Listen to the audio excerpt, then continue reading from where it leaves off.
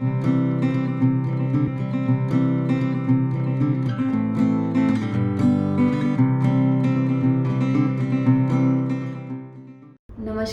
मैं नेहा। आज हम बात करेंगे शक्ति ही जीवन है। क्योंकि दुनिया निर्मलता को नहीं, शक्ति को पूजती है और पूजती भी है। जैसे कि अगर हम कोई क्रिकेट मैच देखते हैं, अगर उसमें कोई बल्लेबाज 4 छक्के लगातार लगा दे तो दुनिया क्या करती है? नाचती है, झूमती है, जुलूस निकालती है। तो कहीं ना कहीं उस शक्ति उस ऊर्जा को पूजती है।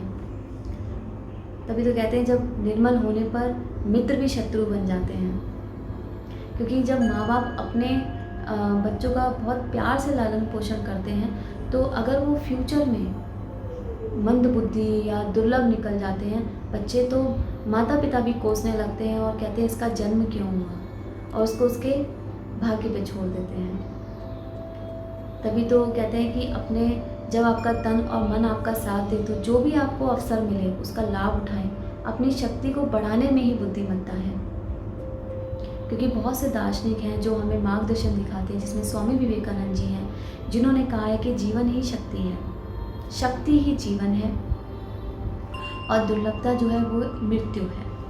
क्योंकि शक्ति जो है एक परम सुख है जो जीवन को अजर अमर बनाती है, और दुर्लभता जो है वो एक ना हटने वाला बोझ है। जो दुर्लभता जो है वो एक मृत्यु है। हमारी जो संस्कृति, हमारी परंपरा जो है वो हमारे मन, हमारे शरीर, हमारी आत्मा को सशक्त बनाने में सबसे ज़्यादा बल देती है। जिसमें श्री कृष्ण जी ने अर्जुन से कहा है, निराश मत होना, निर्मल मत होना। क्योंकि कहावत है ना, देवो अपि दुर्बलस्य घातका। क्योंकि जो हमारा भाग्य है वो भी हमें कहीं ना कहीं हमें नष्ट कर देता है। क्योंकि जो निर्मल होते हैं उनको कोई नहीं पूछता है। क्योंकि आपने देखा है जो घोड़े हैं, हाथी हैं और जो बाघ है, उनको ना लेकर प्रकृति भी किसकी बलि दी जाती है? एक बकरे की, उसको पकड़कर बलि दी जाती है। तो प्रकृति भी कहीं ना कहीं निर्मल को ही नष्ट करती है।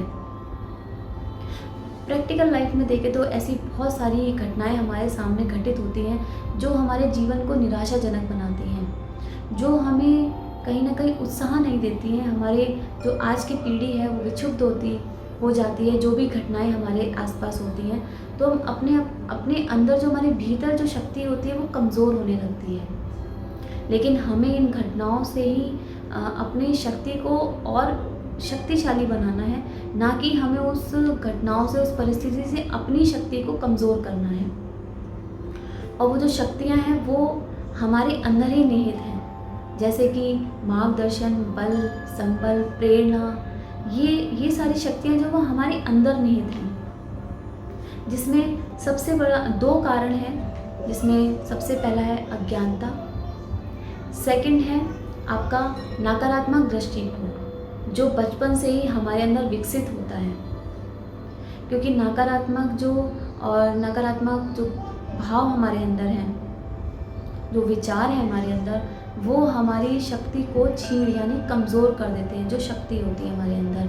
और जो सकारात्मक और रचनात्मक भाव होते हैं वो हमारी शक्ति को, हमारी प्रकृति को आगे बढ़ाती है, यानी हमें शक्तिशाली बनाती है।